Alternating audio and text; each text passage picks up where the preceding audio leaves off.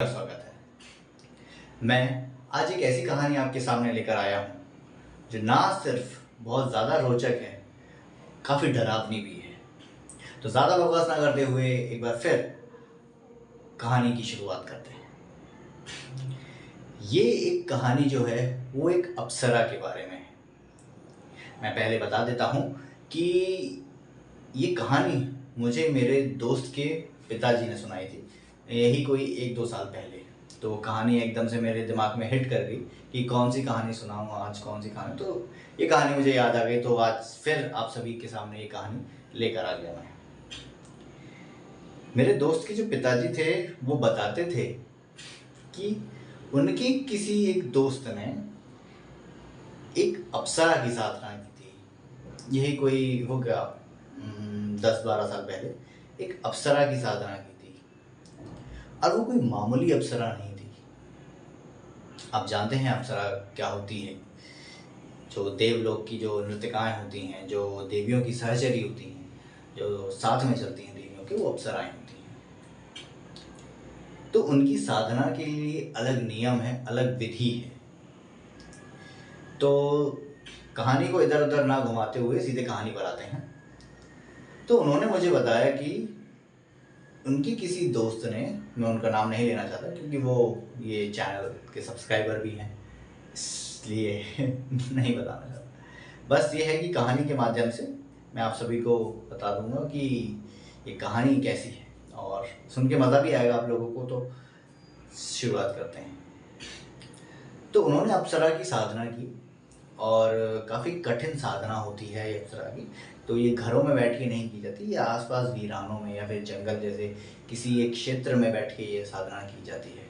तो उन्होंने वहाँ के उटीला गांव है, उटीला गांव के ऊपर पहाड़ियाँ हैं, और पहाड़ियों के पीछे एक ऐसी जगह है जहाँ ज़्यादा कोई आता जाता नहीं है, बिल्कुल सुनसान एकदम वीरान एरिया है, जंगल है, घनघोर जंगल है।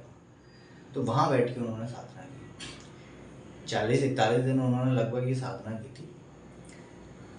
तो उनकी इस साधना से अप्सरा प्रसन्न है। कई तरह की अप्सराएं होती हैं, उनमें से एक थी चंद्रा अप्सरा, जिसे हम चंद्री अप्सरा के नाम से भी जानते हैं। तो चंद्रा अप्सरा उनके सामने आ गई, बेहद खूबसूरत। वो मुझे बताते हैं कहानी में कि बहुत खूबसूरत थी, इतनी खूबसूरत कि मुर्दा भी अगर उसे देख ले एक बार, मुर्दा में भी जान आ जाए। बेहद खूबसूरत अप्सरा। अप्सरा उनके पास आई और उनसे बोला कि क्या चाहिए, और जो चाहिए वो ले और मुझे जाने दो। साधना के नियम होते हैं कि आपको, अगर साधक किसी भी एंटिटी को बुलाता है तो उससे वचन लेता है कि, और दूसरी बात, वो अगर उसको बुला रहा है तो किस रूप में बुला रहा है, माँ के, बेटी के, या फिर बहन के रूप में बुला रहा है, या फिर प्रेमिका के रूप में बुला रहा है, किस रूप में बुला रहा है, ये साधक के ऊपर निर्भर करता है। तो उन्होंने उस अप्सरा को बुलाया, साधना की, कई दिनों की साधना की। अप्सरा प्रसन्न हुई और उनके पास आ गई और पूछती है कि क्या चाहिए तुझे। तो मेरे दोस्त के पिताजी के दोस्त हैं जो, तो उन्होंने बोला कि मुझे हर वो चीज़ चाहिए जो मुझे अभी ज़रूरत है। अप्सरा ने पूछा कि क्या चाहिए तुम्हें? तो उन्होंने बोला सबसे पहले तो मुझे धन दौलत चाहिए। तो अप्सरा ने बोला ठीक है, मैं तुझे धन भी दूंगी। और क्या चाहिए तुझे? अप्सरा ने बोला और क्या चाहिए तुझे? उसने बोला कि मुझे धन के साथ साथ नाम और शोहरत भी चाहिए। बोला ठीक है, और क्या चाहिए? वो बोलता है कि अब बाद में बताऊंगा क्या चाहिए, अभी फिलहाल तो मुझे यही चाहिए। तो ये बात सुन के अप्सरा ने बोला ठीक है, मैं तुझे जो चाहता है तू, वो मैं तुझे दूंगी, पर बदले में तू मुझे क्या देगा? तूने मुझे इतनी दूर से यहाँ बुलाया है, मैं स्वर्ग की अप्सरा हूँ, इतनी दूर से मुझे तूने यहाँ बुलाया है, मुझे क्या देगा?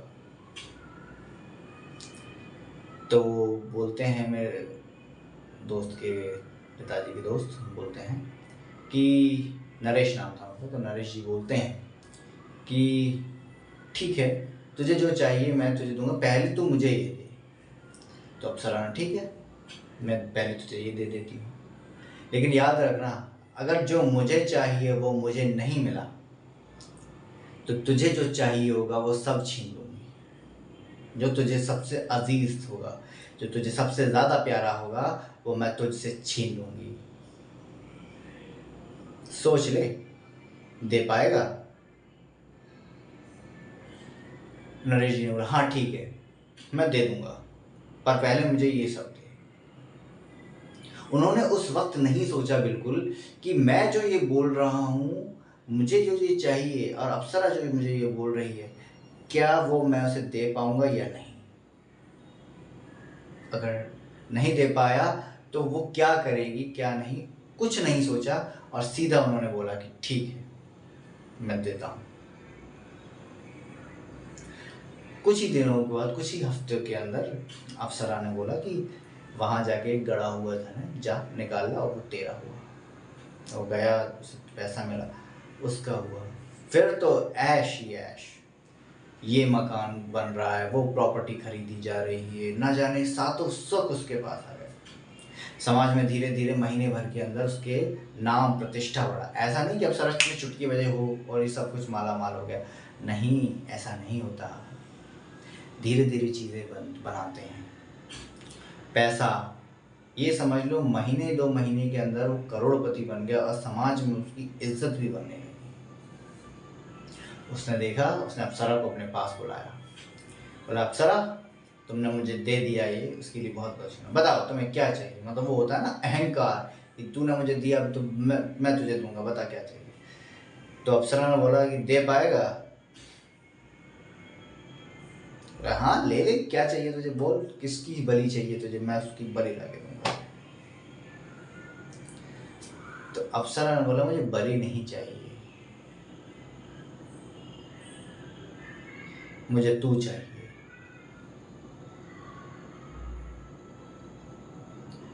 दे पाएगा खुद को मुझे?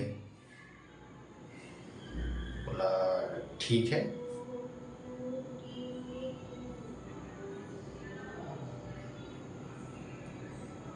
शायद कुछ नहीं, बोला कि हाँ ठीक है दे दूंगा। एक रात गुजारी उसके साथ, बॉडी में थकावट शुरू हो गई। वो अप्सरा उसका खून चूस रही थी किसी और चीज के बहाने। मैं यहाँ बता नहीं सकता किस चीज के बहाने, क्योंकि मेरी जो कहानियां हैं वो बच्चे भी सुनते हैं। तो उस चीज के बहाने उसका खून चूस रही थी। हर हफ्ते वो अप्सरा आती थी, उसके साथ रहती थी, और उसका खून चूस के चली जाती थी। क्योंकि कहा जाता है कि अप्सराओं की जो सुंदरता होती है वो दिनों दिन बढ़ती है। किस चीज से बढ़ती है वो आप सभी जानते हैं। सूख के छुआरा हुए, कांटा हुए, एंड मौके पे बोलते हैं मैं मर जाऊंगा, अब मुझे, मैं वो सब करने के लिए नहीं हूं, अब मेरे अंदर वो शक्ति नहीं, मैं मर जाऊंगा। तो अप्सरा बोल तूने तो मुझे वचन दिया है, वचन से पलटेगा, मार दूंगी तुझे और तेरे परिवार को, और जो तेरा जो वंश बड़ा हुआ है अभी उसको भी, यानी तेरे जहाँ जो लड़का पैदा हुआ उसको भी मार दूंगी। तो चाहे रो चाहे हंस, तूने जो वचन दिया है उसको निभाना पड़ेगा। वो बोलता है ठीक है। चौथी पांचवी रात को वो गया अप्सरा के पास, और अप्सरा से माफी मांगे गिड़गिड़ाने लगा, या तो मुझे मार दे या तो तुम चली जाओ। गलती पता है कहाँ हो गई थी, कि अप्सरा साधना करने से के पहले आपको कुछ क्रिया करनी पड़ती है। किसी एक को साधना पड़ता है, वो मैं बाद में बताऊँ किसको। तो चलो कहानी ज़्यादा इधर उधर ना घुमाते हुए कहानी आगे बढ़ाते हैं। तो रोने लगा उसके सामने कि मुझे माफ़ कर दो, मैं अब और नहीं तुम्हें बर्दाश्त कर सकता। तो बोलती है कि ठीक है, तो मुझे अपने बच्चे की बलि दे दे, अपने बच्चे को दे दे।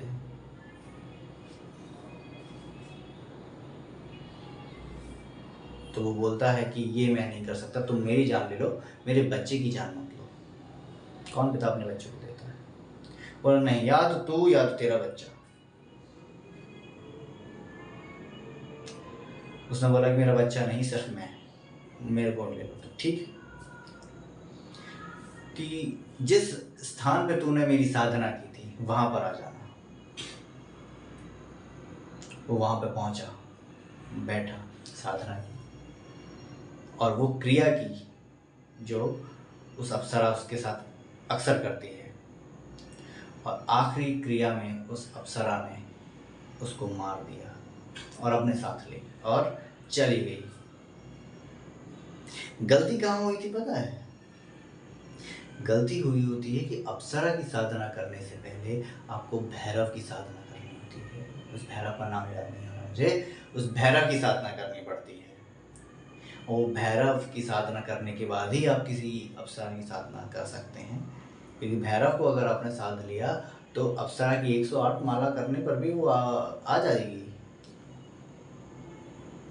ऐसा जो है वो मुझे मेरे दोस्त के पिताजी ने बताया था कि आ जाती है, और वही उसको भगा सकता है, वही उसको मार भी सकता है। तो वो की नहीं और साध लिया।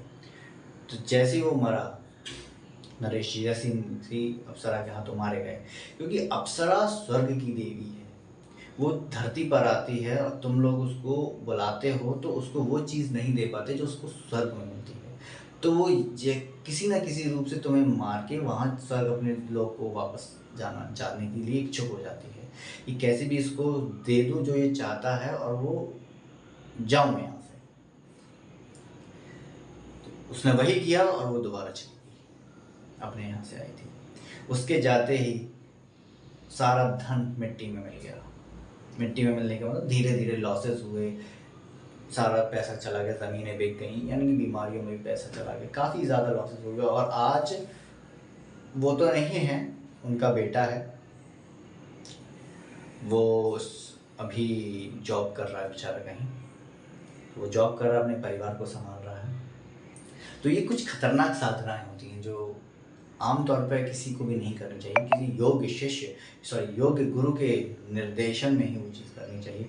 तब वो या तो करो तो उनसे वचन ले लो कि आप हमारे साथ रहेंगे, हमारे माता के रूप में, बहन के रूप में, या फिर किसी और चीज़ के रूप में। तो ये थी आज एक अप्सरा की कहानी। तो कैसी लगी आपको? लाइक, शेयर एंड कमेंट में मुझे ज़रूर बताएं। और अगर आपके पास कोई ऐसी कहानी है जो शेयर करने लायक है तो मेरी मेल आईडी पे है k2750494@gmail.com पे आप डाल सकते हैं, और डिस्क्रिप्शन में लिख दूँगा। तो जो कहानी कैसी लगी आपको, लाइक्स बताएं। थैंक यू और गुड नाइट।